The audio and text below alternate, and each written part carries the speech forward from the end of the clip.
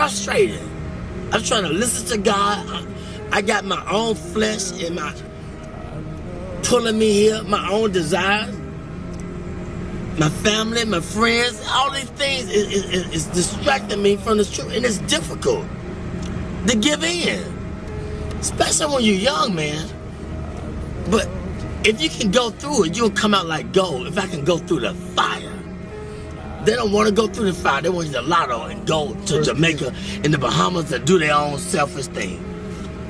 But he said, if you wait till I exalt you, I give you the desire of your heart. But it's difficult to wait because everybody's in a hurry. Technology, it's fast, it's in a hurry. They're angry, they're frustrated, they ain't got time, they're on the cell phone, they want to text message you, y'all in the same car, you gonna text message him, he right there. You know what I'm saying?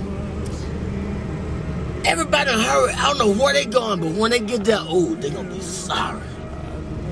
The faster you try to get there, that career, that money, and you're gonna figure it out that, man, it was the journey.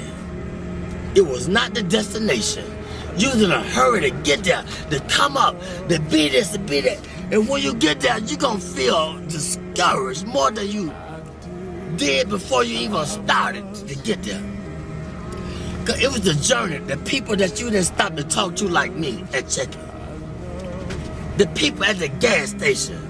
You was in a hurry to get there, but it was the journey. It was the gas station. It's checkers.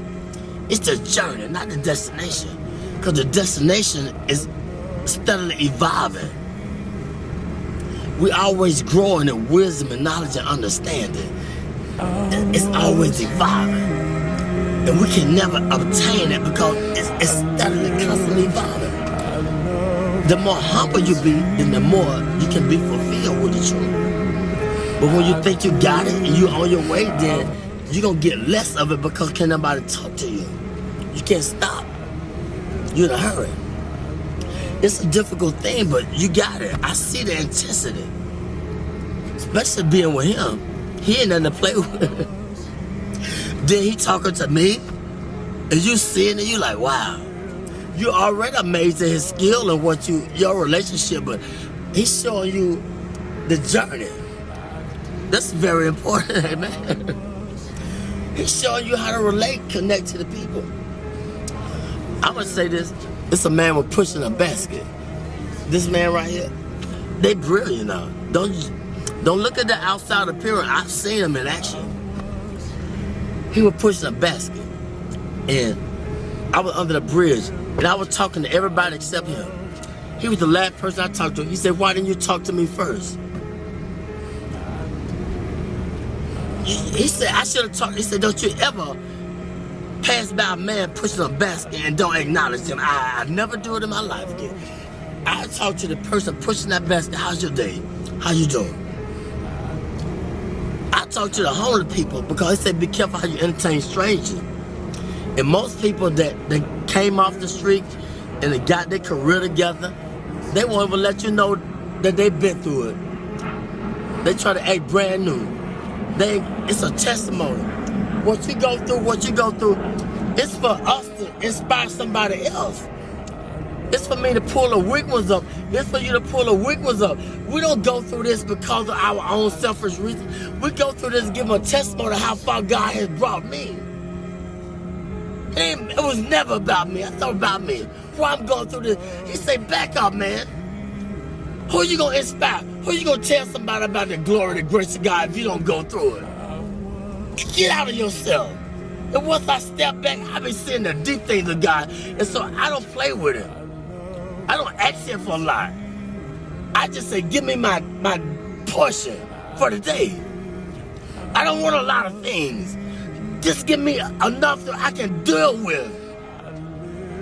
He said, I give you, but fulfill your bond greater than you can ever ask. I know what you desire. I know what you need. But Lord, give me my portion where I can be grateful.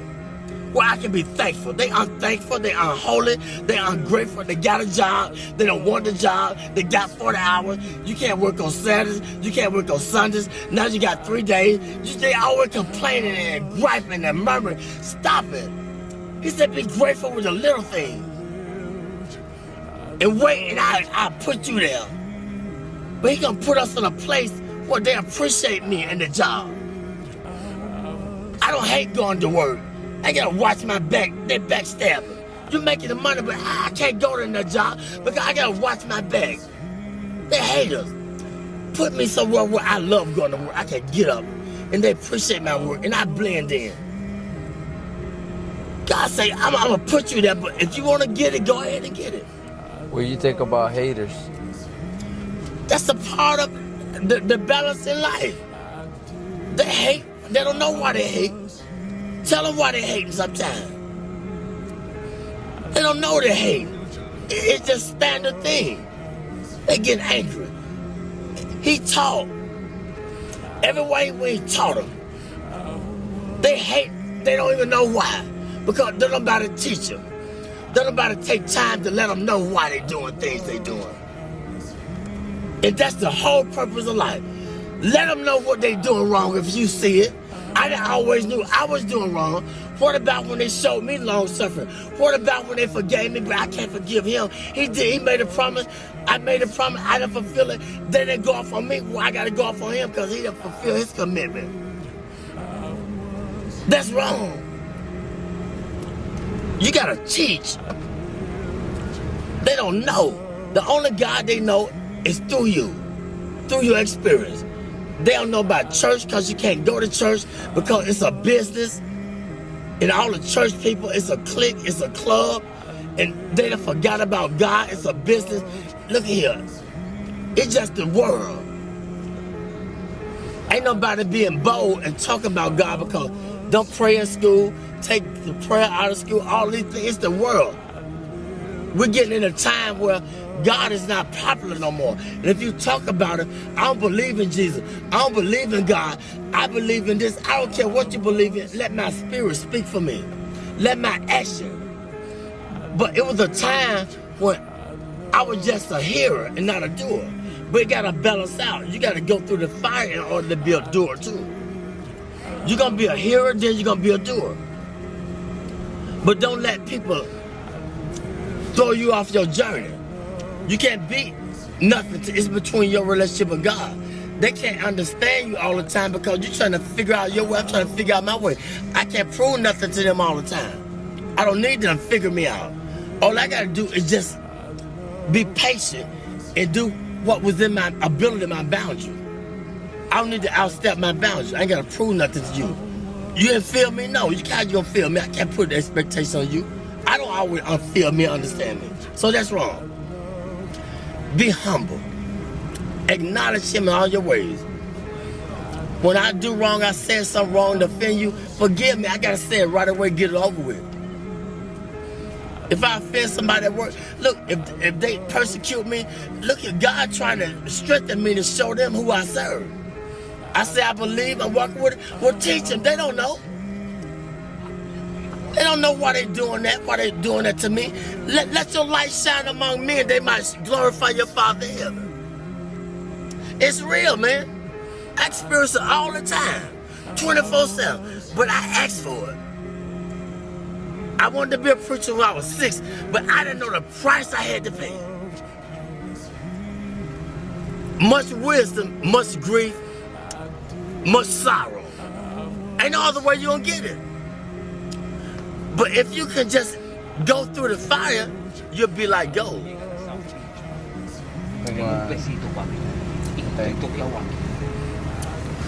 The first thing they do when you go to a pawn shop and take what they do? How do they determine if it's gold plated or what they do? What kind of test they take it through? When you take the jewelry to the pawn shop, how do they determine if it's real or fake? They put it through the acid test. They put the fire upon it. That's how we know if we're real or fake. We're going to go through the fire.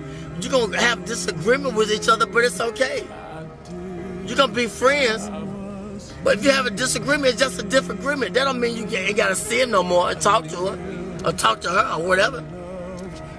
I want to go to work. I don't want to go to work because they stressing me out on the job. You feel me? They ain't receiving me with my full potential. And I don't know why I don't want to go to work. I got to understand why. Why I don't want the job? Because something ain't right. And I got to acknowledge it. I ain't going to sell my soul for the job. God said, I'm trying to put you over here, or I'm trying to let them know through you, let your light shine. But I'm hating on them because they ain't feeling me. They don't understand me. Amen. You got to teach them. I ain't got nothing to hide. My burdens are heavy, but when I'm weak, he's strong through me. He speaks through me.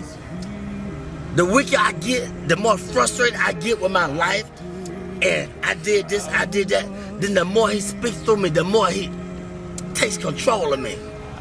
That's just where he wants you at. Get frustrated. That's when he gonna speak through you. But he gotta get you in that point where ain't nowhere else to go but to him. He said, those that I love, I correct them. I chastise them. When you go to jail, it's called the Department of Correction, rehabilitation. But we get mad at the correction. He said, if I didn't love you, I would correct you. He could have took our life. Amen? Amen. He could take the life. But he corrected me. Solomon was the wisest man that lived. He had everything that man could desire. But one thing God said, leave the foreign women alone. But he couldn't understand why he had a desire for the foreign women. But see, the Lord knew that they were going to turn his heart against him. They were going to make him idol worship and build a God. But he didn't understand it. And I'm going to say this, the preacher, he searched the world out. He said, I want to know the basis behind wisdom and knowledge and understanding and foolishness. See, you can't know wisdom and knowledge and should be a fool, but we don't want to be foolish. That's the only way you're going to get it. You got to be a fool first. How you going to know a fool when you see a fool? How you going to know foolishness if you haven't been foolish? Foolishness, it comes with, it's painful. Because we think we all of that. We got a lot of abilities. We can create. We can send man to the moon. We can be inventors, but we're limited. If I understand that I'm limited, then that's when God takes control and gives me the wisdom that I desire.